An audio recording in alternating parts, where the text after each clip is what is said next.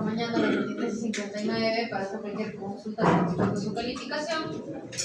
Desde ya les voy anticipando que si aparece 0 en su evaluación de primera fase es porque no han colocado el tiempo de prueba. ¿Puedo hacer algo al respecto? No. Las hojas ya están hechas, se les recordó en todos los idiomas posibles, llevan, como han escuchado, 4 años haciendo el tipo de prueba. Y es como, haciendo la símil, como si le pidieran al examen de admisión que les permitiera marcar una burbuja. ¿Listo? Se puede, método de calificación, quizás por la accesibilidad que podemos tener ustedes conmigo, pueden identificarlo como que es factible, pero no lo es. Por eso se les dice que las cosas tienen que estar hechas de inicio, ¿no? Procuren tener un buen hábito al momento de recibir sus burbujas. No creo que haya sido la primera burbuja del año o la primera burbuja de su carrera. Entonces, ya tienen cierta maestranza sobre cómo usar este método de calificación. ¿Okay? Cualquier otra consulta, si se perdió sus pasitos, si no dieron los pasitos, se lo ayudaron, le pusieron Vladi Núñez en lugar de los apellidos que estábamos diciendo en la consigna, podemos conversarlo dependiendo de si se han cambiado de sección, si hay algún otro error en su nota, en su trabajo de pase, que puede pasar, lo evaluamos y se corrige y les voy a dar una respuesta hasta antes, de los correos que se han enviado antes de mañana a las 23:59. Lo envías a las 00 horas del viernes, lo voy a revisar. Aprendamos a seguir indicaciones, por favor. Creo que están bastante habituados al decir, esta es la última vez, es la primera vez que me pasa, por favor no se va a volver a repetir. Bueno, piensen que quizás sus pacientes, porque en eso van a trabajar con pacientes, no tienen otra oportunidad. La primera puede ser la última. Para esta segunda fase vamos a usar el libro CATS en la gran mayoría de las clases, salvo en la clase de screening y de evaluación nutricional, donde van a hacer referencias ya tanto de la ESPE como de la ADE. Para concretar los contenidos de la primera fase, vamos a terminar con el video que les voy a enviar sobre el metabolismo de proteínas. Van a hacer una o dos preguntas con respecto. Me gustaría más que nos enfoquemos en la parte aplicada del metabolismo de los macronutrientes. Hablaremos sobre la composición y calidad de los alimentos, la malnutrición por inanición, la que está asociada a la enfermedad, estados carenciales, el estrés inflamatorio y vamos a ir con el valor de los nutrientes, el screening y valoración nutricional. Les recuerdo, nuevamente, no ha faltado el alumno que me diga cómo se califica. Está en la virtual, está en la primera diapositiva de la primera clase. Se los vuelvo a presentar. La asistencia vale 1 punto, la evaluación continua 2, el trabajo de fase también vale 2 y su examen teórico vale 15. Como su examen teórico vale 15 puntos, denle la importancia de vida en el momento en que se les entrega material para su examen que vale 15 puntos. Tenemos un taller de screening y evaluación nutricional, que es su trabajo grupal de esta fase, de 2 puntos, el límite, el tiempo para que ustedes puedan entregarlos el día 22 de mayo a las 11:59 de la noche. Pónganse una alarma, porque han habido grupos que lo han entregado 5 minutos y 17 minutos después. ¿Qué significa? Menos 0.5, o menos. Y he colocado notas de 0.6. Que lo entregan a destiempo, pues básicamente es como no entregado. ¿Ya? ¿Qué buscamos que hagan? Que en los grupos que han conformado en primera fase puedan tener screening y valoración de 2 de los 6 casos clínicos que les he presentado en el desarrollo del PDF, que son escalas y que usen tanto escalas de cribado nutricional o de screening y de assessment o de valoración nutricional, que son las otras 2 escalas que estamos pidiendo, de acuerdo al caso. No todas las escalas, como verán en las siguientes sesiones, se pueden usar en todos los tipos de pacientes. Cada una de ellas tiene que estar debidamente justificada. También les solicito una estrategia básica de intervención nutricional. El objetivo del curso es justamente que lleguen a establecer estrategias de intervención nutricional. No que brinden, sí, el paciente debería tener más proteínas. No. Busquen qué alimento es el que le van a brindar a ese paciente. Todavía no les voy a pedir exactamente las proporciones. Si alguno lo puede hacer, también está considerado dentro de su rúbrica como el objetivo final. Pero sabemos de que hay un trabajo que pueden realizar. Van a subir un solo archivo PDF. Han habido alumnos que han subido los 10.000 artículos o los artículos que les ha entrado y no han subido ni el PPT, ni su artículo. Entonces, por favor, tengan un poquito de orden para saber qué es lo que vamos a subir. El archivo es donde van a sustentar todo este trabajo. Esto tiene que estar listado el nombre de todos los que han participado, porque pasa que en esta segunda fase ya empiezan a notar quién trabaja, quién no trabaja. ¿Ya? Entonces, cada equipo tiene que hacerlo llegar en términos de. ¿Hasta ahí todo claro?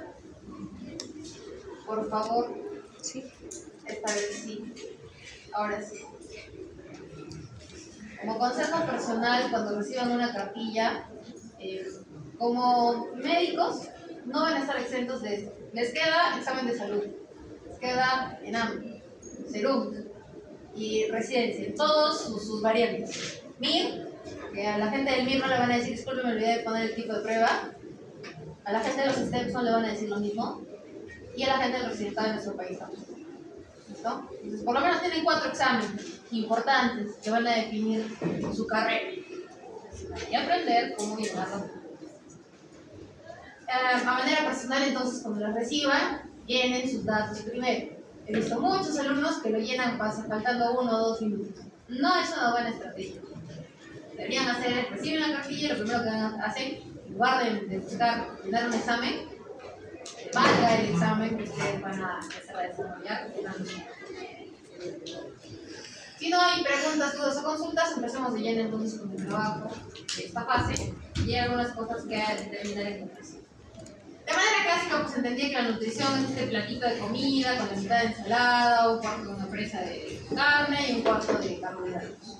Pero la nutrición va más allá de eso. Vamos comprendiendo de que es un proceso en el cual se lo vamos a proveer al organismo no solamente de esta energía necesaria, sino también la energía que se requiere para el crecimiento, la reparación, función inmunitaria, respuesta a enfermedades. Y entonces la ingesta de los nutrientes, este concepto clásico de nutrición, se transforma comprendiendo la absorción, el metabolismo y sobre todo la utilización de cada uno de estos nutrientes. Y es aquí donde radica la importancia de la nutrición clínica como tal. Por ende, la nutrición ya no es solamente pensar en el peso corporal. Si imaginamos, usamos el ejercicio, La Roca, buscamos la imagen de La Roca, es un hombre alto, musculoso, grande, posiblemente pesado. Ahora, si buscamos a alguien más o menos su tamaño, encontramos en nuestro contexto a Alan García. Excelente, alto, grueso también, pero no tiene la misma masa muscular. Probablemente ambos hayan tenido algún momento de la vida o tienen, que les creen la teoría de que Alan sigue vivo, que sí tienen el mismo peso corporal, pero no tienen la misma composición. Por ende, sus respuestas metabólicas no son iguales. A esto va la nutrición hoy por hoy. No nos limitamos solo al concepto de peso, por ende de IMC, sino que evaluamos la composición, evaluamos cómo esta se relaciona con la función inmunitaria, el estado inflamatorio y el desempeño físico. Igualmente, entonces, tenemos que contemplar el concepto de malnutrición por exceso, también conocido como obesidad. Bien, los tipos de nutrición de manera clásica los podemos definir como insuficiencia alimentaria, paciente que está saciado, que tiene ya pérdida de sus reservas grasas, por una falta absoluta de alimentos, que está relacionado con pobreza extrema. La imagen que aparece primero en Google cuando ponemos desnutrición. La desnutrición relacionada con la enfermedad la desarrollaremos más adelante, que puede ser tanto por enfermedades agudas, los pacientes que se encuentran en un servicio de trauma o pacientes que tienen sepsis severa, y la inflamación crónica, todas estas enfermedades como cáncer, EPOC y insuficiencia cardíaca. En tanto, también tenemos la desnutrición sin inflamación, que son fenómenos que se dan sobre todo por inanición voluntaria o por trastornos de la conducta alimenticia. La desnutrición asociada a la enfermedad es algo de lo que los médicos estamos metiendo mucho punche en los últimos años, porque ocurre cuando existe un desequilibrio entre el aporte que normalmente se tiene o que se puede tener disminuido y el aumento de los requerimientos de estos nutrientes acentuados por una respuesta inflamatoria. Fisiopatológicamente, entonces, se confluyen varios fenómenos que son comunes dentro de las muchas enfermedades que podemos estudiar o que podemos evaluar. Hay un fenómeno de anorexia secundaria, pero la inflamación crónica va a disminuir el apetito. Aumentan estas citoquinas dentro de las cadenas que intervienen es disminuir el apetito. De manera similar, también hay un hipermetabolismo. Cáncer, por ejemplo, hay un aumento de la tasa metabólica basal, enfermedades crónicas, enfermedades agudas, el paciente crítico tiene un aumento de la tasa metabólica basal por el gasto que involucra la propia patología y el hecho de que ellos sigan vivos. Igualmente tenemos un catabolismo proteínico acelerado porque hay una degradación muscular, ahí se activa el sistema de glutationa proteasoma, en muchos casos como el paciente crítico, por tanto. Entonces es fundamental preservar esta masa proteína. Ya habíamos evaluado que en muchos casos podemos tener un fenómeno de resistencia a la insulina, porque se favorece a la gluconeogénesis, estas hormonas catecolaminas que ayudan a permanecer en alerta, que buscan favorecer la gluconeogénesis, disminuyen la sensibilidad a la insulina y también favorecen el uso de las proteínas como una fuente energética, que no es su función principal. Por lo tanto, la desnutrición a la enfermedad, asociar la enfermedad por todas estas rutas fisiopatológicas, van a aumentar el riesgo de infecciones, ralentizan la cicatrización de heridas, prolongan la estancia hospitalaria y aumentan la mortalidad de los pacientes. Igualmente, son factores pronósticos, factores de mal pronóstico en enfermedades crónicas como EPO, la insuficiencia cardíaca y también en pacientes oncológicos. Muy importante entonces evaluarlo, no solamente dentro de los hospitales, sino en los servicios a los que ustedes van a ir como médicos recién saliditos, precisamente en sus servicios. Porque todos estos tienen un mayor costo a nivel de salud pública e igualmente influyen en las enfermedades de los pacientes. Esta desnutrición asociada a la enfermedad también no se entiende como un mecanismo en el que fenotípicamente vamos a ver al paciente demasiado, sino que también hay pacientes con exceso de peso que pueden presentar ya déficits micronutricionales, están enfermos, tienen diabetes mellitus 2 y están embebidos en este concepto de desnutrición asociada a la enfermedad porque tienen una dieta rica en calorías vacías. Igualmente, estos pacientes cursan con una deficiencia de vitamina D porque hay un secuestro a nivel del adipocito de esta vitamina, hay una deficiencia de hierro por la presencia de inflamación crónica y una inhibición de la absorción intestinal. Finalmente, hay otros micronutrientes que también fallan, como el zinc, el folato, porque hay dietas monótonas, dietas famosas de comidas rápidas y procesadas, y esto va a propender a una reducción de la masa muscular relativa, fenómeno que hablaremos que se conoce como sarcopenia, y hay una mayor vulnerabilidad ya sea a infecciones, a fatiga, y también está asociada a una pobre calidad de la vida, junto a la pobre calidad de vida que se aumenta por la propia patología del paciente. Para poder diseñar un modelo dietético, entonces, ustedes como médicos, mal llamados integrales, médicos comunitarios, médicos familiares, médicos cirujanos, como otros médicos cirujanos parteros y no sé qué más me ponen, listo. Ustedes deberían apoyar en el diseño de patrones dietarios porque son aquellos que tienen contacto con las personas. Entonces, no deben olvidarse de que hay dos componentes que siempre hay que considerar. Si ustedes están en nuestro país o se van a Guatemala o terminan siendo médicos en Japón, no podemos olvidar que hay una amplia influencia cultural.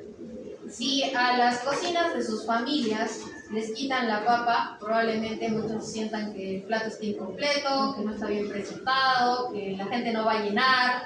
Si vamos, salimos y evaluamos los menús que tenemos acá en la periferia, todos incluyen papa, en diferentes presentaciones. En puré, sancochada, frita.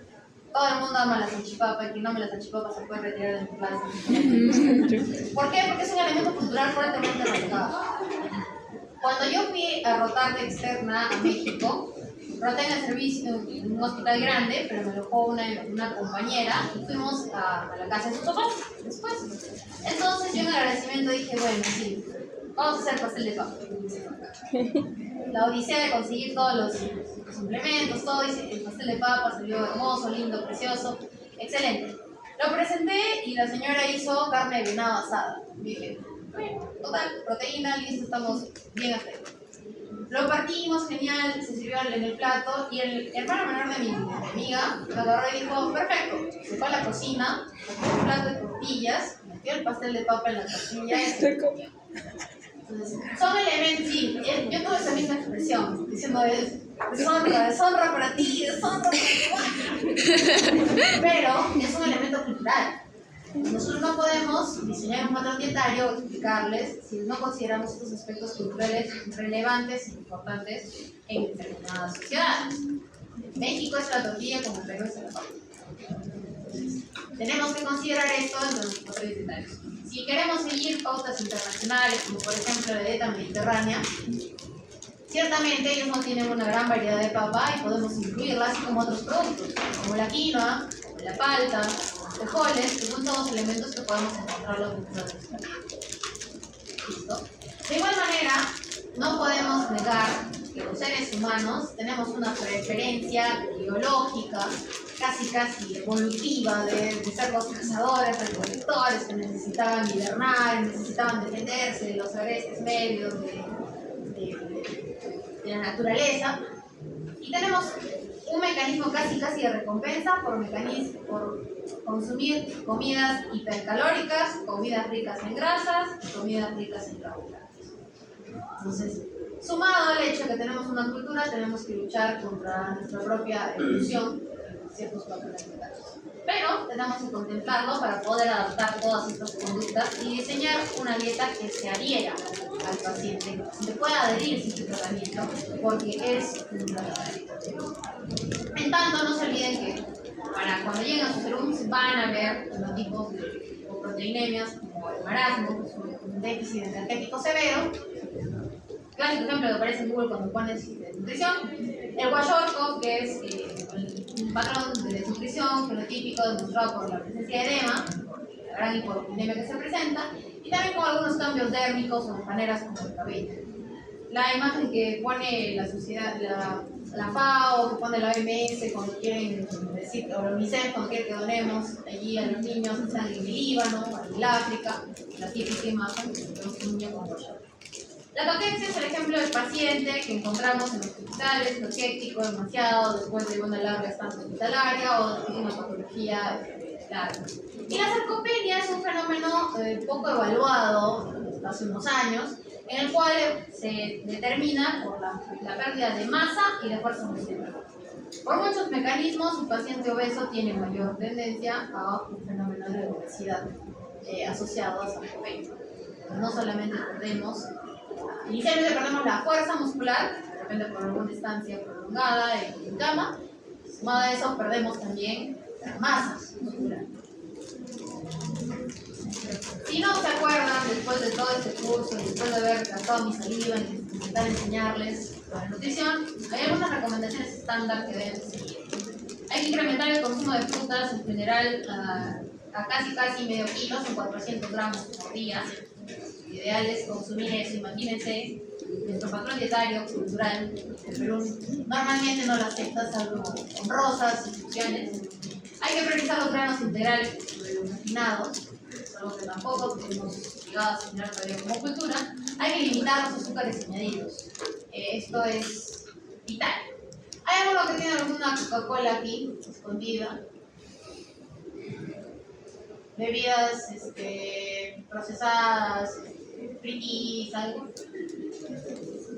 ¿No? ¿Nadie? Acá yo veo un pero. No importa, ¿de quién es? Esta es la carrera, sí.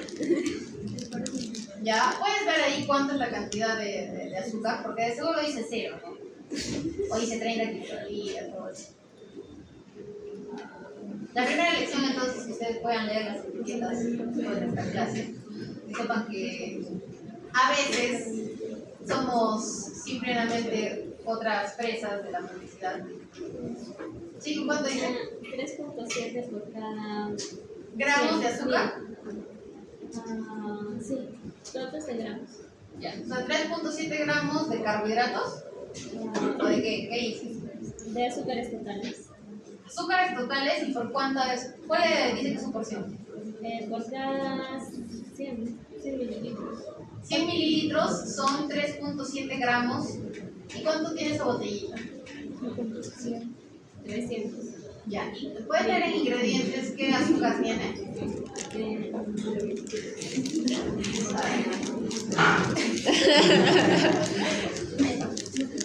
A ver, por normativa internacional hay algunas cosas que debería estar tabulada en todas las bebidas. ¿ya?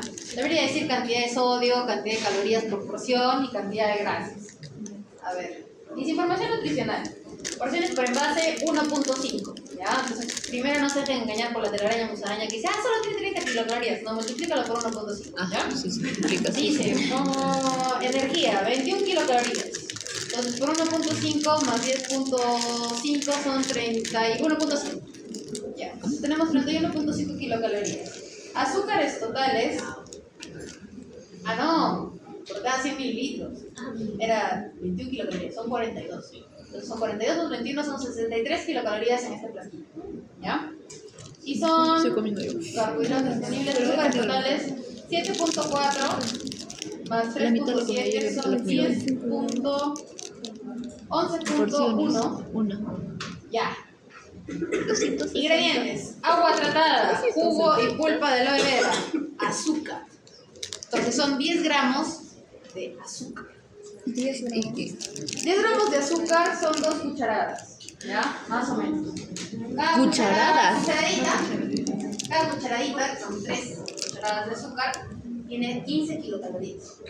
Pónganse que somos buenos, que solamente tengamos 4 cucharadas en esa botellita. Con 60 kilocalorías. A ver, si su compañera más o menos se diciendo, ¿cuánto mides? Yo. Ajá. Yo soy muy chiquita. Ya. 1.50. ¿Uno? 1.50. Perfecto, está perfecto. Con unos 50 teóricamente vamos a tener 50 kilos. ¿Ya? 50 kilos por 30 kilocalorías por día son 1500 kilocalorías. Si nos limitamos a lo que dice acá, menos del 10% son menos de 150 kilocalorías por día. En esa botellita estamos consumiendo más del 30% de lo que deberíamos consumir de azúcar total. Se calculó. Es un cálculo muy rápido. ¿Cómo se dice? O sea, en esa botellita. No me diga, bueno, ya valí. Exacto. Entonces, hay que leer las etiquetas para saber en realidad cuáles son las recomendaciones. Porque nosotros entendemos esto y decimos, sí, pero, o sea, una proporción debe ser pues unos 10 cucharadas, ¿no? Pero 10 cucharadas en qué están metidas. Ojo con el sodio fantasma y el azúcar fantasma. ¿Ya? El azúcar total, por ejemplo, en las bebidas completas, enteras, que tienen aporte calórico de azúcar, kilocalorías, edulcorantes calóricos, muchos de ellos tienen este tipo de azúcares refinados. ¿Ya? Y los que no lo tienen, bueno, ya también tienen una cara triste, ¿no? Y otro aspecto que no hemos evaluado es la cantidad de sodio día. ¿Ya? Porque las limitaciones que nos dice el OMS es menos de 2.3 gramos por día. ¿Ya? Y hay recomendaciones diarias, sobre todo en las galletitas, en las bollerías, los queques, 140 miligramos de sodio. Donde aparece junto con las bebidas grandes cantidades de sodio que no las percibimos. Miligramos. No creemos que un alimento dulce pueda tener sodio. Miligramos. Sin embargo, está ahí. Hay que aprender a modular todas estas cosas porque ahora ustedes son jóvenes, Sí, una son cuchara fuertes, de algunos hacen te deporte, sabe cuánto de sodio tiene. vienen caminando al hospital, van caminando a sus casas, no comen, pero poco a poco eso se acumula. Luego vemos síndrome ovario poliquístico, vemos resistencia a la insulina, vemos que ganamos peso y no sabemos por qué, vienen los 30 y nuevamente volvemos a ganar peso y cambiamos de talla de scrap, y luego ya nos dejamos y terminamos la residencia y decimos, ¿a dónde voy? Entonces, tengan mucho cuidado con qué alimentos. Sin embargo, tampoco deben olvidar o perder de vista que cuando se enfrenten a su paciente, salvo que sean patólogos o médicos legistas, todos van a tener pacientes, o bueno, salvo que sean tiktokers también. Todos van a tener pacientes y todos van a enfrentarse al dilema casi diario de entrar al mundo de un paciente, comprender ese entorno para poder darle una respuesta adecuada.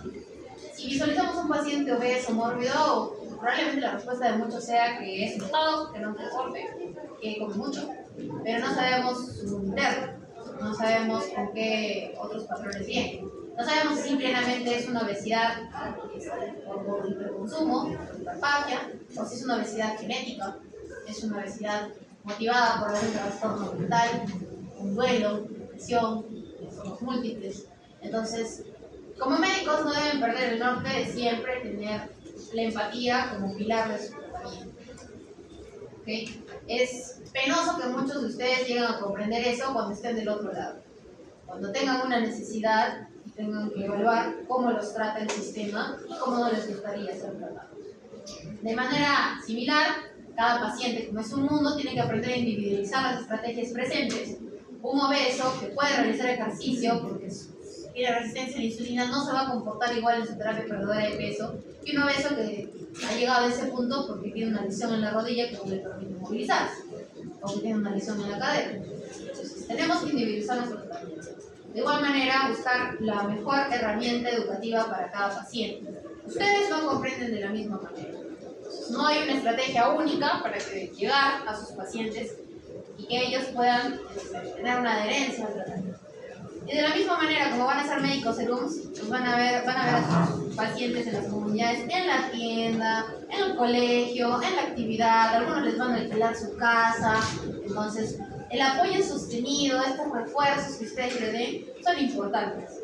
Hay muchas estrategias con las cuales se pueden aplicar. Hay entrevistas motivacionales, el refuerzo positivo, etapas en las que ustedes se preparan para poder atacar o tener un plan de acción. Entonces, el pregrado y en el internado sobre todo es donde ustedes van a establecer estas estrategias y definir su carácter como médico para saber cuál va a ser el abordaje que ustedes le van a dar al paciente. No se olviden también que la caloría, ya habíamos comentado, la pueden dar proteínas, grasas y carbohidratos. No obstante, antes se pensaba de que todas las calorías, por así decirlo, tenían el mismo peso, el mismo valor. Ya sabemos que por el efecto térmico de los alimentos, una proteína cuesta más para poder llegar al intracelular medio. Entonces, el valor de esa kilocaloría que nos ofrece la proteína lleva una historia energética mucho más pesada detrás. Entonces, para que llegue se invierte mucho más por un gramo de proteína. En tanto, ya sabemos que las grasas y los carbohidratos tienen un costo energético mucho más variable. Hay proteínas que nos dan más saciedad, fibras que contribuyen a la saciedad y entonces entendemos, por más de que tengamos una información, un pedazo de bife ancho, bife angosto nos dé un valor energético similar a una botella de Coca-Cola, sabemos que los usos que le podemos dar a estas kilocalorías, por más de que sean iguales, no tienen una misma función y por lo tanto va a sonar feito y discriminador y no me juzguen ustedes que son la generación Z, pero ahí está. Hay diferencia en este tipo de macronutriente, por lo tanto la kilocaloría no va a ser igual. No se olviden de eso también. Una de las cosas con las que más van a lidiar como médicos es el desbaratar mitos. Desde el hecho que el antibiótico no se debe consumir con pescados y mariscos, que no se puede comer, que no puede estar con bebidas frías, y varias cosas que ustedes van a sonar como una campanita dentro de su Dentro de nutrición hay muchos dogmas. Uno de ellos es, por ejemplo, que todas las grasas son malas o todos los carbohidratos son malos. Empiezan a satanizar a ciertos grupos de alimentos o decir que hay estrategias milagrosas por las cuales con únicos patrones realmente sirven para perder peso. O incluso hay gente que adopta un tipo de dieta o un estilo de vida que defiende que es el único y verdadero por el cual se puede vivir de manera saludable. Y no. Así como ustedes son variopintos y de seguro estudian de manera diferente, pues bien, los patrones mentales funcionan así. Al ser individualizados no van a ser ni siquiera similares en dos pacientes que tienen la misma enfermedad. Entonces no caigan en ser aquellos médicos que divulgan información tan tajante, contundente, sin tener base, porque pueden ser simplistas, reduccionistas, que tengan una falta de evidencia robusta. Porque decir algo categórico en medicina, decir una verdad en medicina el día de hoy, podría ser simplemente la mentira de mañana.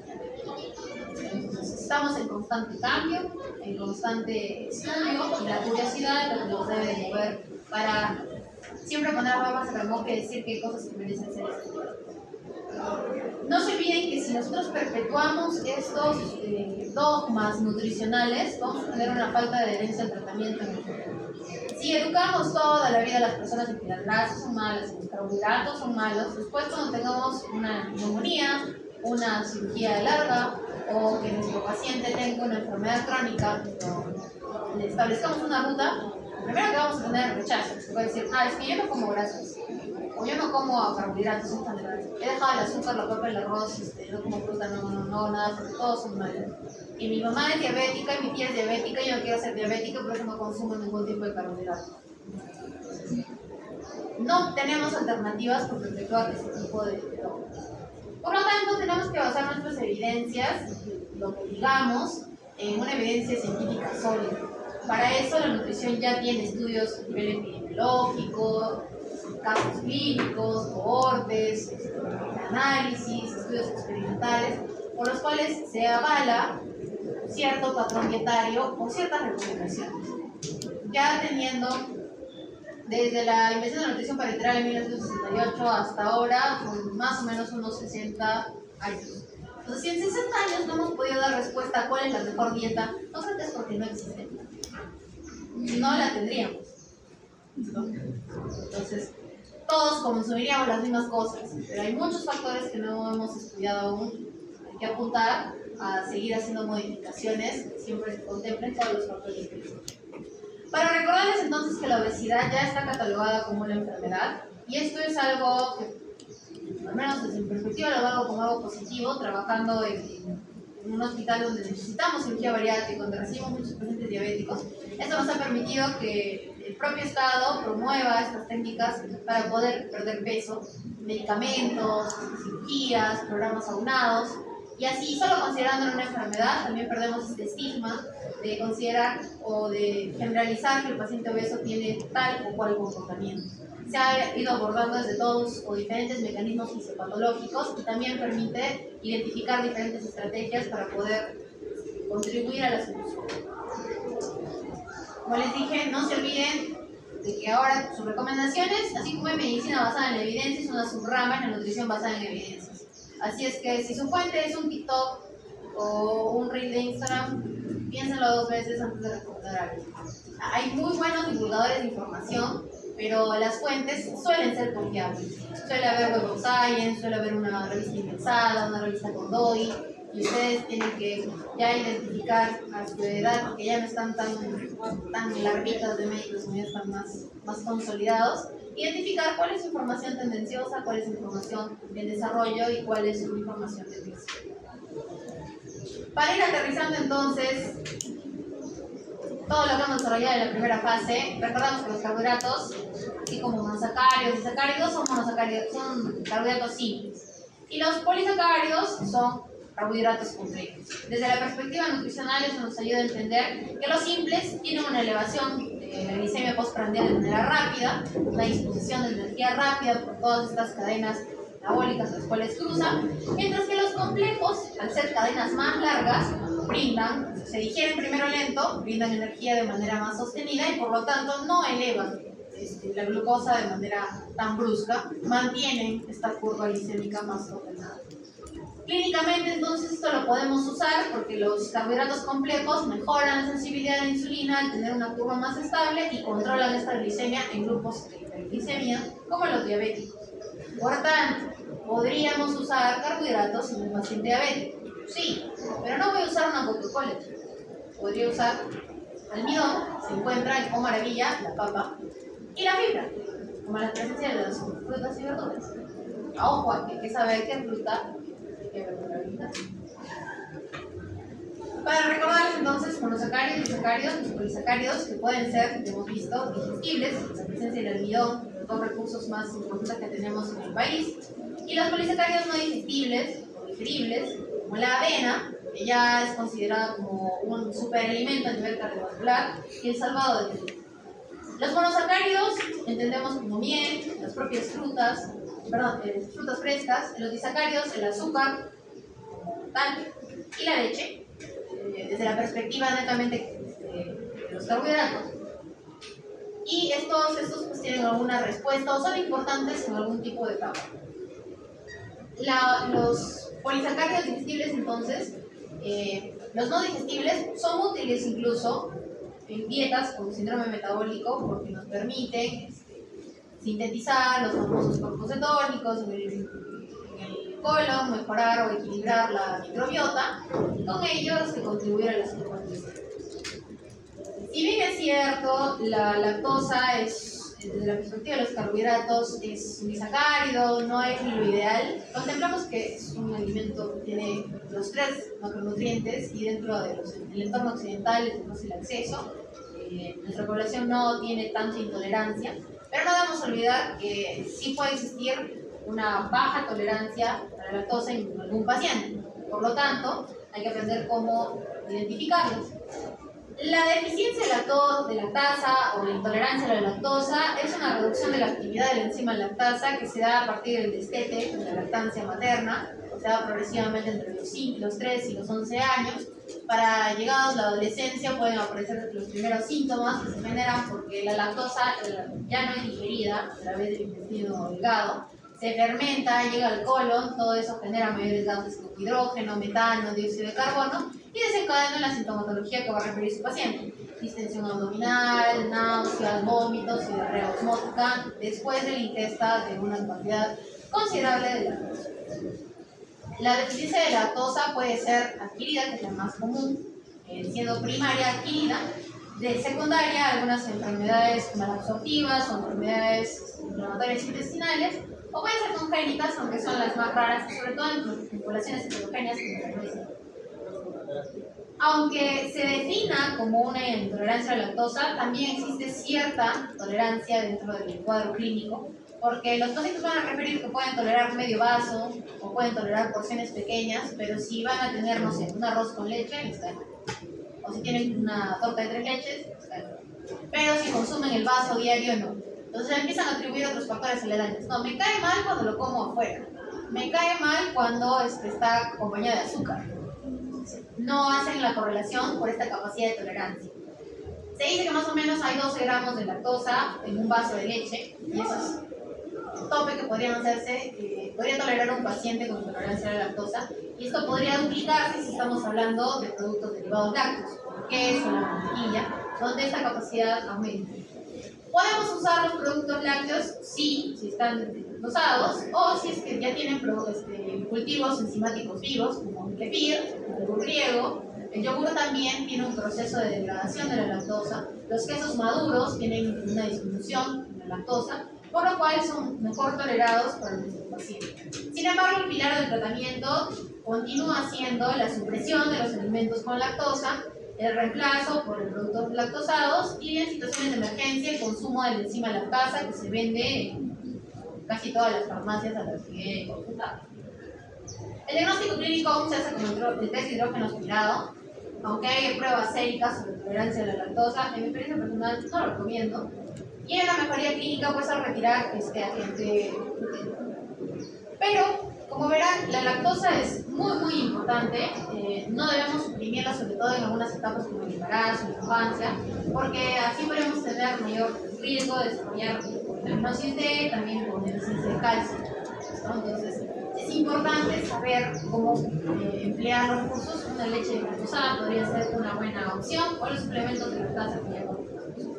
Recuerden también que la glucosa se puede almacenar en nuestro cuerpo, en el hígado o en el músculo. En el hígado normalmente se puede mantener la glicemia con glucógeno hepático y esto equivale más o menos a 100 gramos.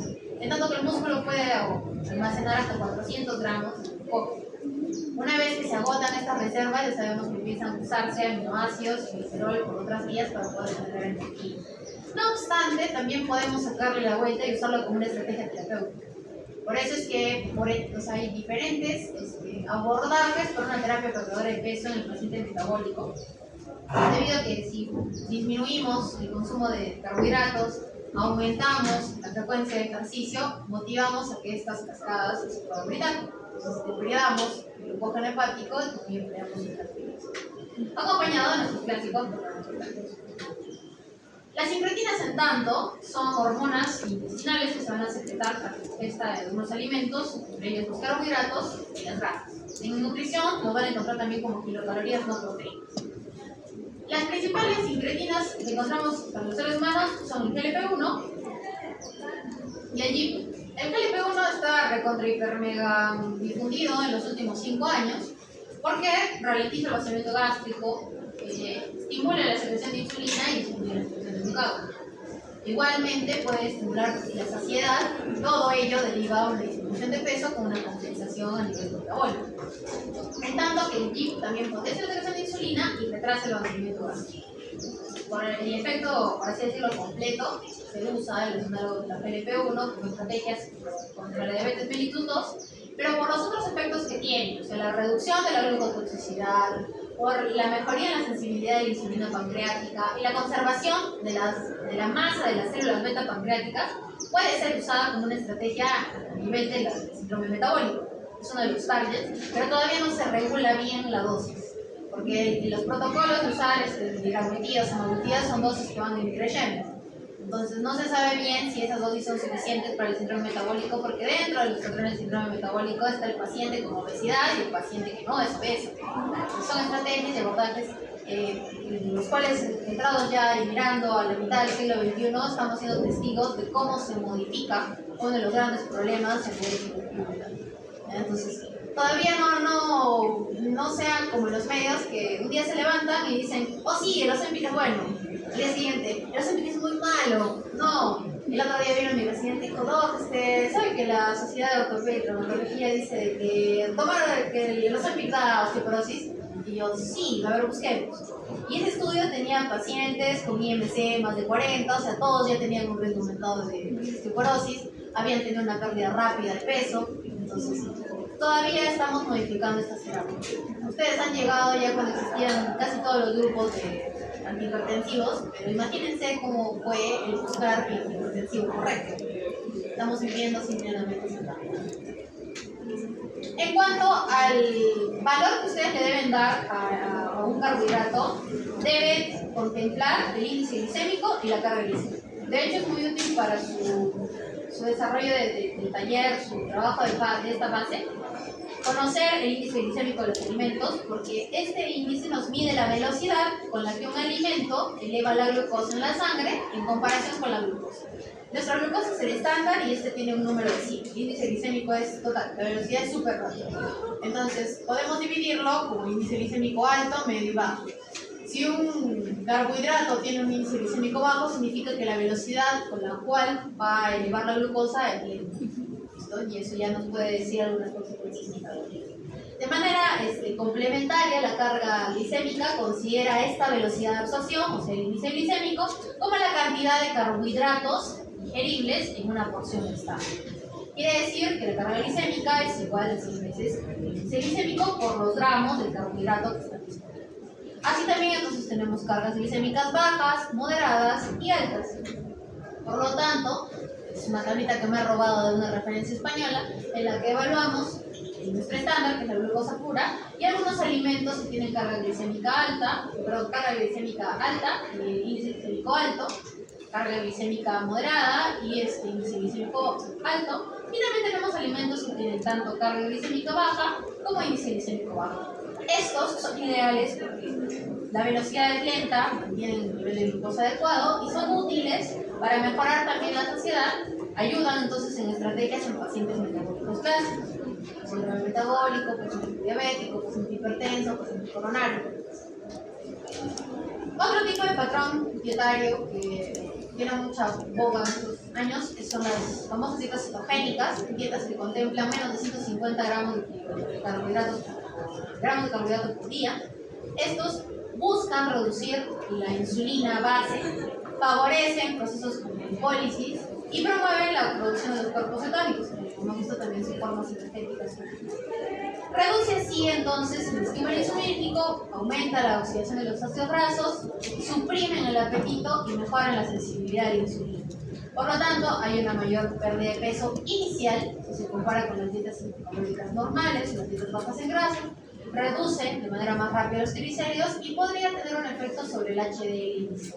Ojo que ninguna dieta debe permanecer por siempre o ningún patrón dietario esté exento de revaluación, porque estas dietas, como disminuyen los carbohidratos, ¿qué tenemos? Disminuyen papa, disminuyen arroz, pueden disminuir fruta, dentro de las frutas, cáscaras, la fibra. Y disminuir carbohidratos, podemos incluso disminuir la avena. La avena tiene fibra digerible, que es útil también a nivel metabólico. También podría disminuir las frutas, disminuye una gran fuente de vitamina B. Disminuir verduras disminuye la fuente de vitamina B. Y también de magnesio. Entonces hay que monitorizar todo esto, al igual que la función renal. Si se disminuye la proporción de carbohidratos, esto va en aumento de las grasas y las proteínas.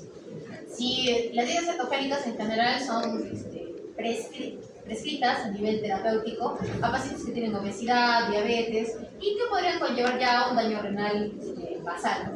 Por lo tanto, habría que siempre vigilar la función renal. Y hay algunos ajustes que hay que realizar. Son pacientes obesos, pacientes diabéticos, pacientes que ya tienen medicación hipoglucemiante y si estamos brindando pocos carbohidratos, se nos podría pasar la mano y llevar al paciente al hipoglucemia. Por lo tanto, ojo con la medicación. Habiendo pasado una fase, esta es la slide que he estado esperando durante 2 meses. Porque quisiera hablar un poquito de los edulcorantes no calóricos o no nutritivos. Son sustancias que van a endulzar los alimentos con pocas o ninguna caloría. No van a elevar teóricamente los niveles de glucosa o insulina teóricamente. Porque teóricamente se usaban en pacientes de glicemias, o síndrome metabólico o diabetes. Hoy por hoy ya pues, se sabe que hay efectos sobre la microbiota, genera disbiosis, esa disbiosis disminuye la génesis de cuerpos cetónicos, hay mayor incremento de la insulina, hay hábitos compensatorios en los cuales el paciente piensa de que puede seguir consumiendo la misma cantidad de dulces y también hay que evaluar siempre el riesgo-beneficio de cada paciente. Dentro de los muchos edulcorantes no nutritivos, el aspartame es el más empleado junto con la sucralosa en los medios industriales. Tenemos sacarina. 2022, que la referencia a azúcar lo consideraba seguro. Yo tengo una postura media restrictiva con respecto a los edulcorantes no calóricos, al igual que el azúcar. El acesulfame K, que también es muy estable en funciones, por lo cual es una alternativa que establece la industria. El stevia, que en nuestro país, en Bolivia, tiene mucha aceptación, porque supuestamente viene de una plantita, una ramita que es natural, que lo agita, que se lo machaca y con eso es suficiente. Y el lititriol, que no da tanto dulzor como quisiéramos, es bien tolerado intestinalmente, a diferencia del stevia. Pero siempre contemplen, chicos, que hay que restringir en realidad los azúcares para todos. Nadie se hace más joven en esta vida y a todos nos va a llegar en algún momento tener que hacer una prueba de tolerancia. En cuanto a los lípidos, recuerden que tenemos grasas saturadas, poliinsaturadas o poliinsaturadas. Todas ellas tienen diferentes fuentes. Las saturadas provienen de la carne roja, la mantequilla, derivados lácteos. Las poliinsaturadas como aceite de oliva o aceite de palta. Las poliinsaturadas, el omega 3 está a nivel de los pescados famosos azules en ultramar. Y las grasas trans, que maravillosamente están en toda la repostería industrial. Por eso es que muchas de las galletitas tienen un octógono que dice alto en sodio, otro octógono que dice alto en grasa. ¿No? Tengan mucho cuidado porque aumentan el riesgo cardiovascular por el medio proinflamatorio a nivel de depresión. Recuerden que los lípidos se transportan, llegan a los tejidos distales y solo una fracción de ellos regresa hacia el hígado. Hay también ácidos grasos que no vamos a poder sintetizar como seres humanos, no somos plantitas para poder sintetizar ácido linolénico ni ácido linoleico. El primer ácido linoleico es el omega 6 y está en aceites vegetales como el de canola, maíz, girasol, soya, y el ácido linolénico se encuentra en semillas de linaza, en chía, en nueces y en pescados de algodón. La parte no tan graciosa es que a pesar de que es algo esencial para nuestro cuerpo, este omega 6 se convierte en ácido araquidónico. El ácido araquidónico es precursor de prostaglandinas, romboxano, leucotrienos y todos ellos recordarán en su patológica y en tercer año que son mediadores de inflamación. También buscan agregar plaquetas y tienen una respuesta inmune exagerada. Es un exceso de omega 6, promueve el medio inflamatorio, por lo tanto las consecuencias que no queríamos proveer anteriormente. En tanto, el ácido linolénico se convierte en nuestro cuerpo en EPA y DHA y tiene funciones antiinflamatorias, funciones antiagregantes y también son componentes claves en el neurodesarrollo y en el desarrollo retiniano. Por eso es que todas las propagandas del Pediasure, de NAM y de todas las fórmulas que me van a auspiciar tienen y dicen enriquecido con DHA y cobertura, porque son elementos claves para el desarrollo neuronal, el desarrollo lineal. Y también vienen enriquecidos en muchos multivitamínicos de la paciente embarazada, porque esto debería incluirse en esa etapa en el crecimiento. Porque si no pasa, pues hay un síndrome clínico caracterizado y eso lo podemos ver sobre todo en lactantes prematuros, en pacientes que tienen nutrición parenteral prolongada, que clásicamente recibían lípidos de primera y segunda generación, porque también han ido variando la composición, y enfermedades de malabsorción como el problema inflamatorio intestinal y la fibrosis quística. Recuerden entonces que si propendemos al consumo del omega 3, estamos beneficiando la reducción de los triglicéridos, a una disminución moderada en la presión arterial y una modulación en la respuesta inflamatoria actual.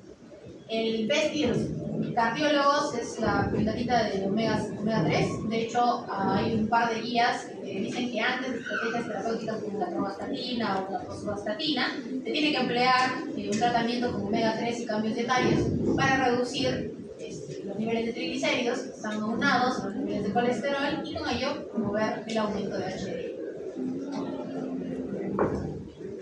Lamentablemente tenemos muchas trabas en nuestro camino.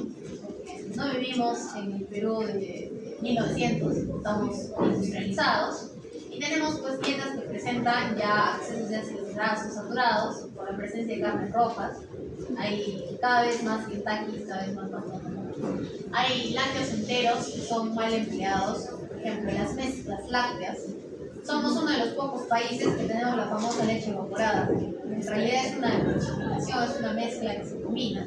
Sí, sabe más rico, chicos, sabe más espesito, sí, porque tiene harina y es una crema sin grasas, evidentemente.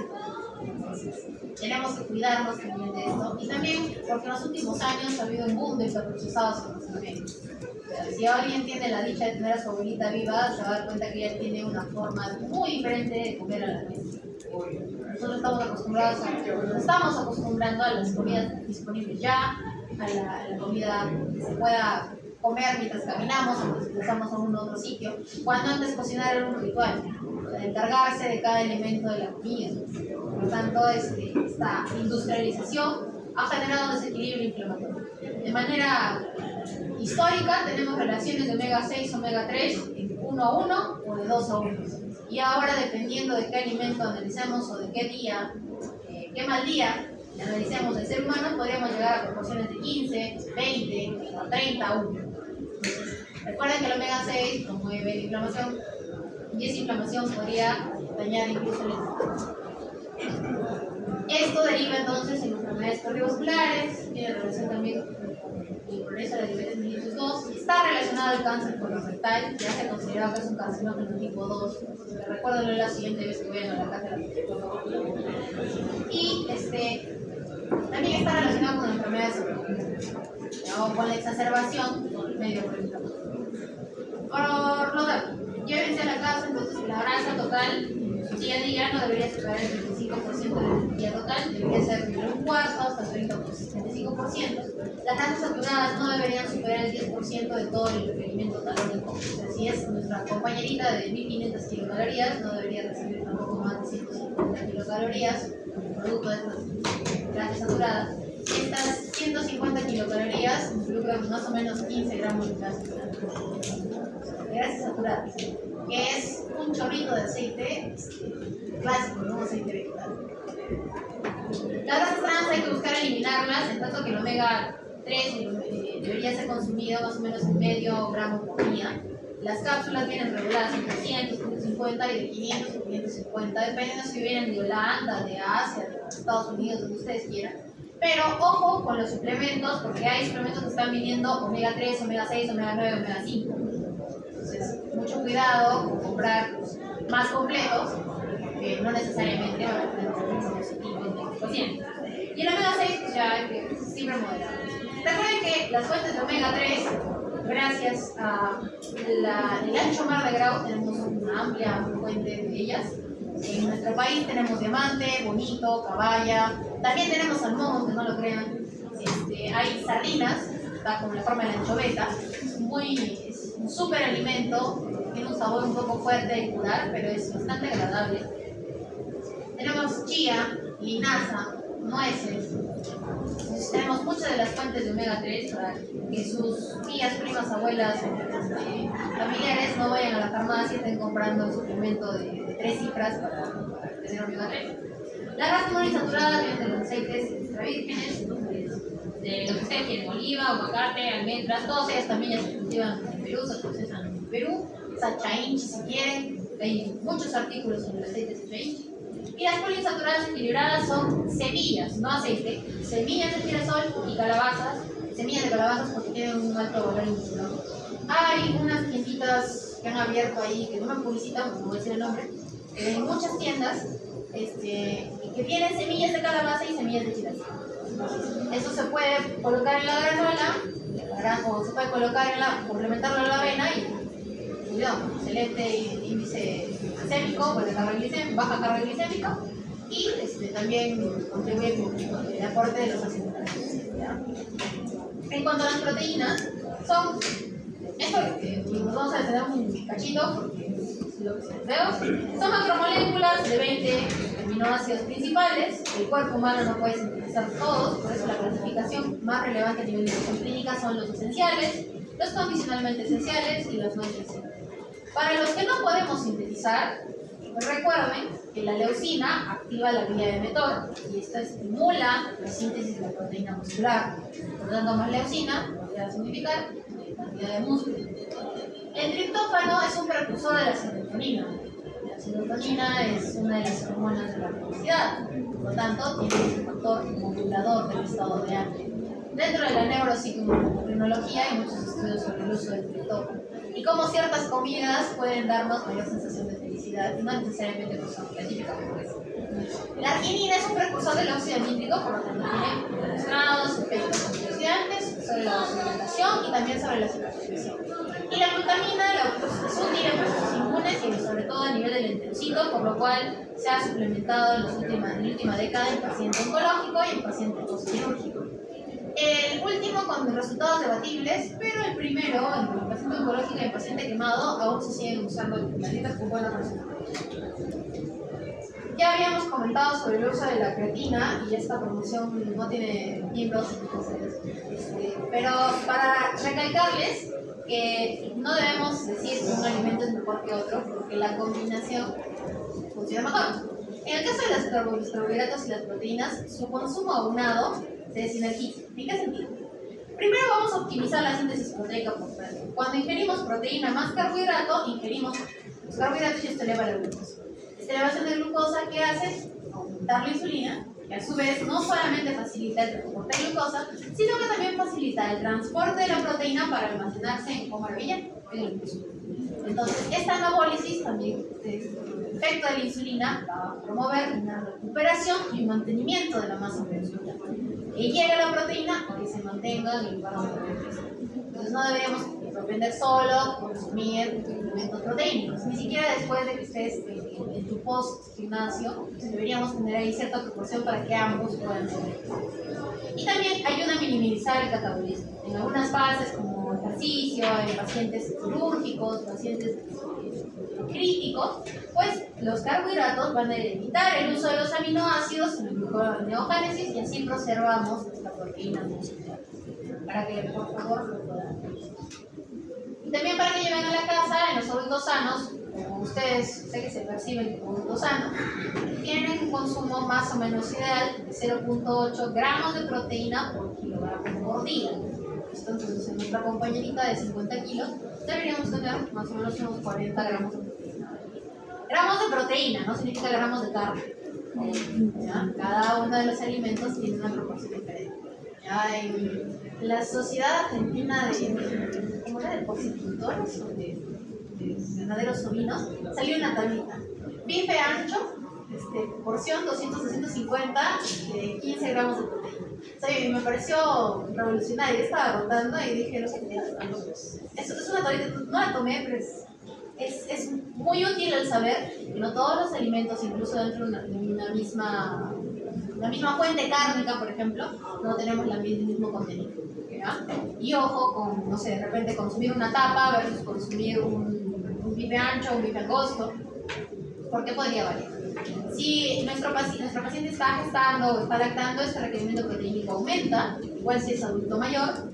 Y ojo aquí, para que recuerden cuando estén en el hospital el 12 de octubre en Madrid haciendo su residencia en medicina intensiva, recuerden esta humilde servidora, y que vean que si su paciente clínico está intubado con 1000 aminas, que están haciendo ECMO, que está con diálisis de repente, está corriendo su propio maratón, porque tiene el mismo requerimiento proteínico que un deportista. No se olviden de eso para poder preguntar. Es un tip, el tip del éxito. Recuerden que las proteínas se pierden por muchas vías: urinaria, dérmica, digestiva. Todas estas pérdidas se pueden aumentar en el mayor. Para poder calcular o saber realmente cuánto de proteínas deberíamos de tener, además de la calorimetría indirecta, en algunos medios controlados podemos usar el balance nitrogenado. Si nosotros quisiéramos hacer un estudio, ustedes los encerramos un día, nos separamos, una clase de chicas, una clase de chicos, ya, una clase de chicos. Entonces, los separamos a los tres, les damos un día de dieta a todos lo mismo, y luego les pedimos que vayan con sus galoneras a hacer pipí ahí, luego estudiamos cuánto han excretado. Controlamos cuánto les hemos dado a ustedes de proteína, controlamos cuánto de urea se pierde. Entonces, con nuestros cálculos más, ustedes que son chicos jóvenes, fuertes y sanos, que no hay ningún deportista, entonces deberíamos tener un balance nitrogenado cercano al cero. Pero en algunos estados, esto puede ser positivo porque la ingesta va a superar a la pérdida. En estados como crecimiento, embarazo y una fase de recuperación, porque queremos que nuestro paciente tenga toda la proteína disponible para poder crearla. En tanto que los balances negativos son cuando la pérdida es superada la ingesta, y tenemos esto en casos de desnutrición, en infección y en casos. Esto es una manera muy útil también de poder diagnosticar la infección, o una herramienta más para que ustedes puedan evaluarla en algunos casos. Así como hay una calidad de los carbohidratos, y no todas las calorías valen lo mismo, hay una calidad de la proteína, porque vamos a medir la capacidad con la que esta proteína puede satisfacer todas las necesidades de los aminoácidos esenciales. O sea, una calidad proteica alta es una proteína completa, y esta proteína es la que nos aporta todos los aminoácidos para poder suplirlo en una cantidad adecuada. Así entonces también surge el concepto de valor biológico de esta proteína, que es la eficiencia con la cual la proteína de la dieta se va a convertir en una proteína corporal. Y este cálculo ajustado, que se llama digestibilidad proteica, viene con esta cifra.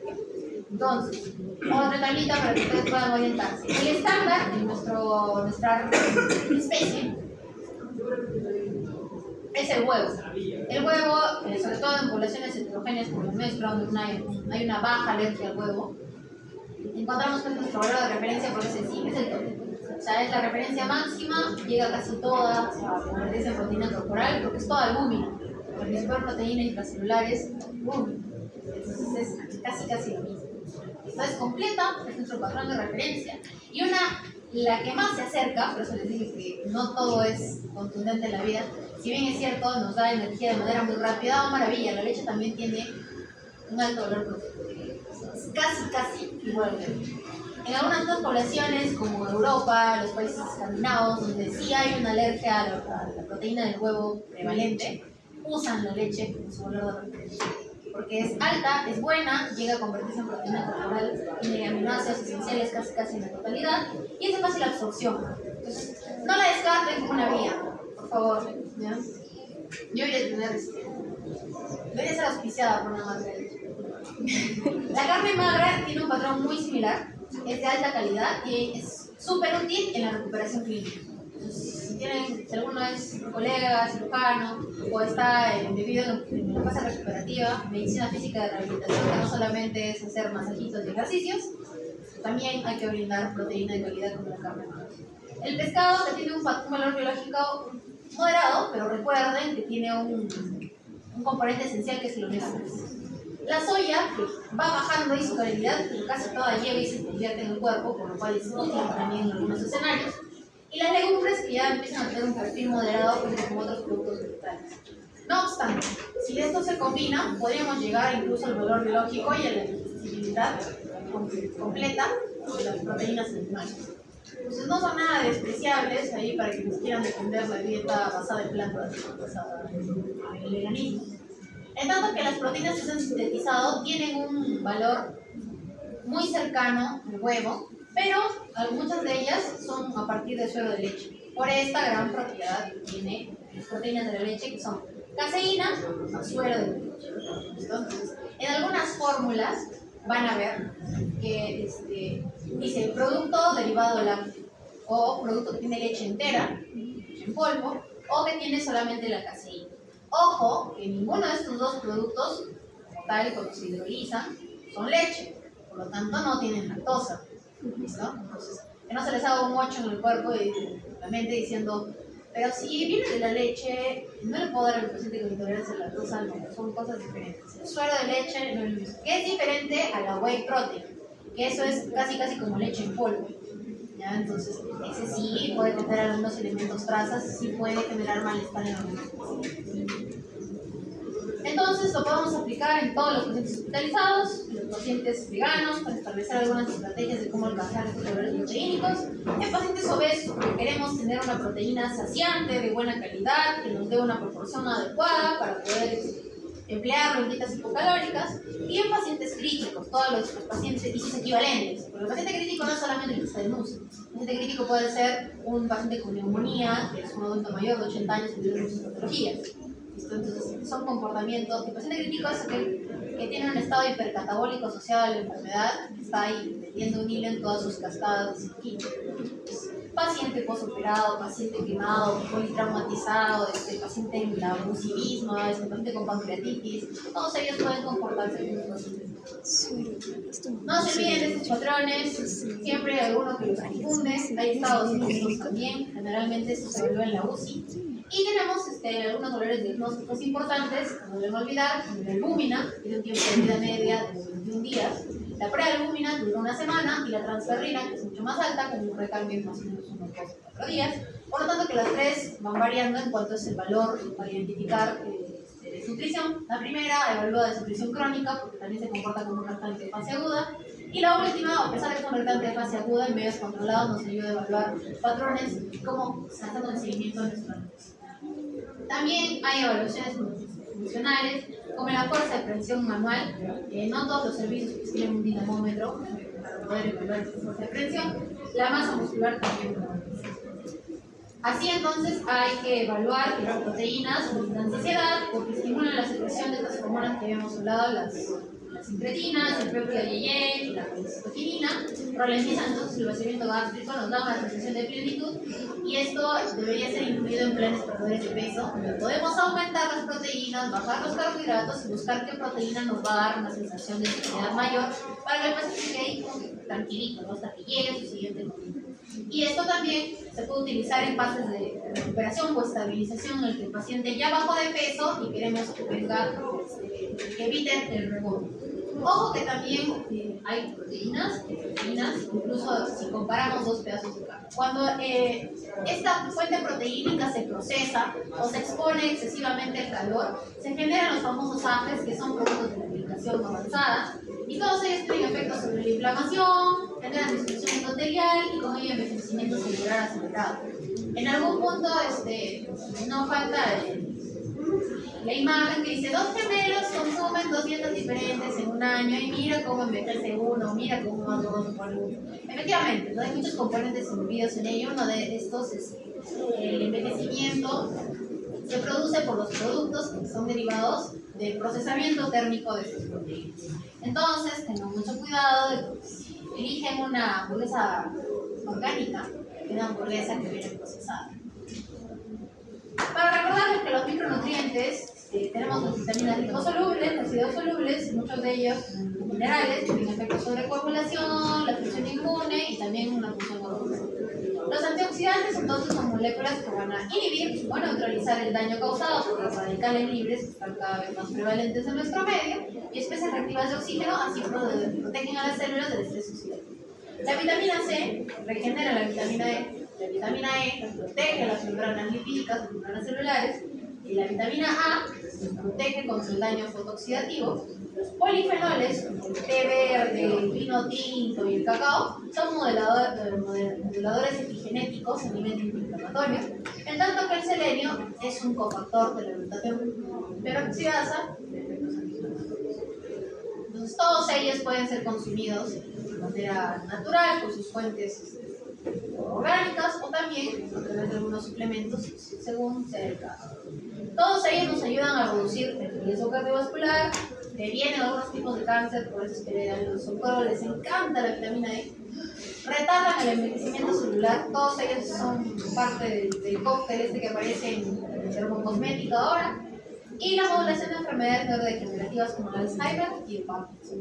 Hay estudios muy interesantes a nivel nutricional. Yo pensé que alguno de ustedes iba a llegar con uno de esos estudios sobre la nutrición y enfermedades neurodegenerativas. Porque es muy interesante. Hay una iniciativa sobre nutrición y ELA, también sobre el Alzheimer. Nuestra universidad tiene una línea de estudios sobre Alzheimer también.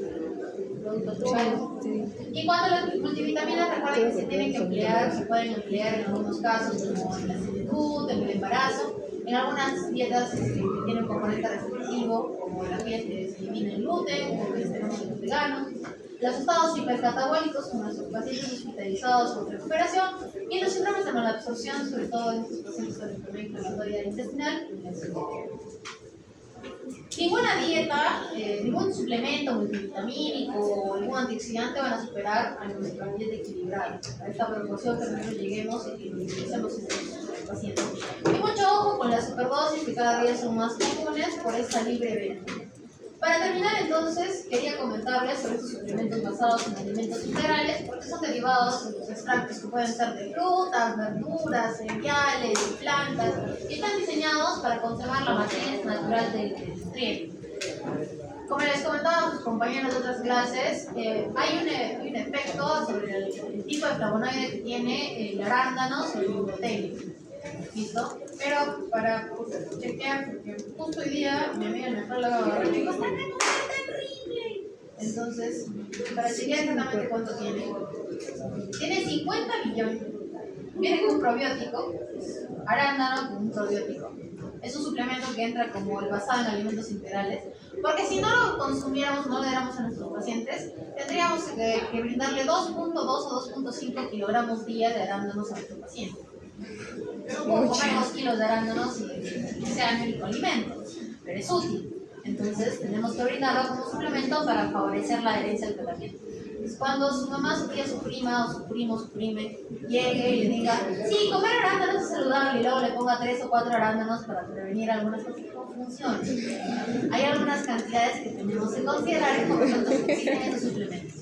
Igualmente, hay un boom de las cápsulas estas de té verde o de las cápsulas derivadas de algunas plantitas. Se pueden dar siempre y cuando que evalúen que contengan los fitonutrientes, que tengan una mejor biodisponibilidad que el alimento como tal, porque si el equivalente es alcanzable a nivel de la dieta, es preferible tomarlo como la dieta, y que no tengan aditivos sintéticos, sobre todo para que no interactúen con otros fármacos. El objetivo de esta clase es primero que ustedes puedan leer las etiquetas y segundo vayan viendo qué alimentos pueden emplear en determinados casos para así poder llegar al objetivo final. Muchas gracias.